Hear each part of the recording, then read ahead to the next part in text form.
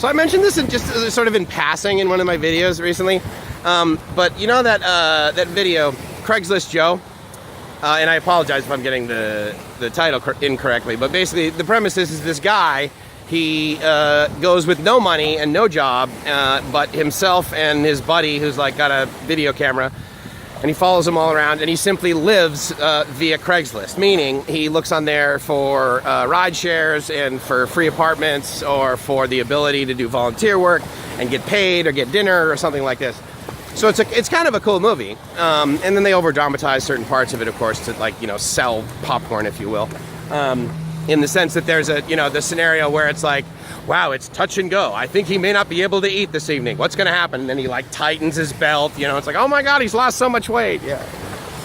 Anyway, it's a cool movie. But what I was thinking is, okay, if there's like Craigslist Joe, how come there's not, you know, Airbnb Andy or something like this?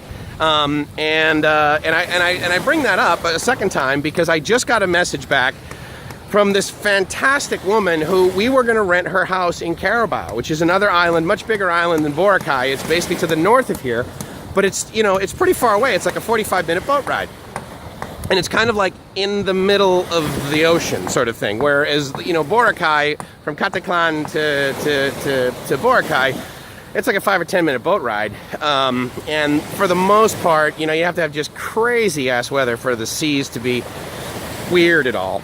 And so it's, you know, it's really easy to get here. But we talked to a couple of boat captains and they were like, look, dude, you know, once we get around Boracay, it's, the waves are kind of high. And then even Gracie's sister was like, wait, you're going to Boracay tomorrow? Don't you know there's a storm coming? Blah, blah, blah. So I was like, oh, shoot. Well, you know what? I don't want to spend any part of our vacation, quite frankly, stressed out or having to commute and be disappointed. So I said, all right, well, we'll cancel it. At the end of the day, I was like, look, you know, it was a couple rooms in this very big house, but again, it was in Carabao. So basically, at the time, I didn't realize they do have electricity 24 hours a day now, but for the longest time, they've only had it for 16 hours a day. And it was, you know, kind of primitive, and there's not really that much infrastructure over there. And but anyway, so it was going to be a great vacation, but for 2 days, it was only like $53 all in, which of course, you know, Airbnb charges their fees. And so I think the house was like 25 bucks a night. So it was nothing. And I'm like, all right, fine. I'm more than willing to forfeit that money for us to not have to basically sit on a boat and be disappointed with its, with the weather, you know, that we have no control over. So I canceled. And part of the, you know, cancellation process, right, is like it's whether it's strict, moderate, or loose, whatever.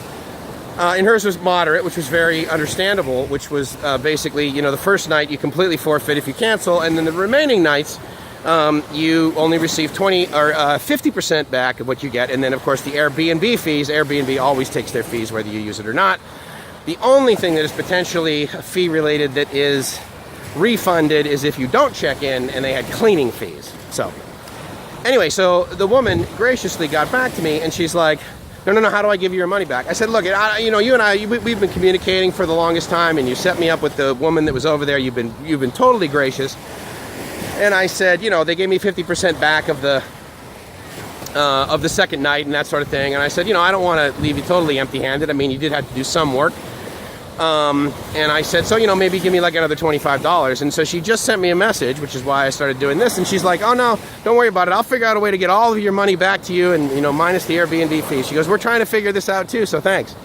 And, you know, it's just those kind of people, right, that I totally want in my life. And I got to tell you, I'm really, really stoked that that woman was on Airbnb. And, you know, I'll tell you, it's like the early days of eBay. Like, you just trust people. Because the majority of people are good. I mean, that's kind of cool, right? So, anyway, I just wanted to share that little story. And who knows, maybe this will be the start of me being Airbnb Andy. Thank God I just looked down and I did not step in dog shit. Looking forward's great, but looking down, necessary sometimes. Anyways, Mike's from Boracay. Hope you're living the dream.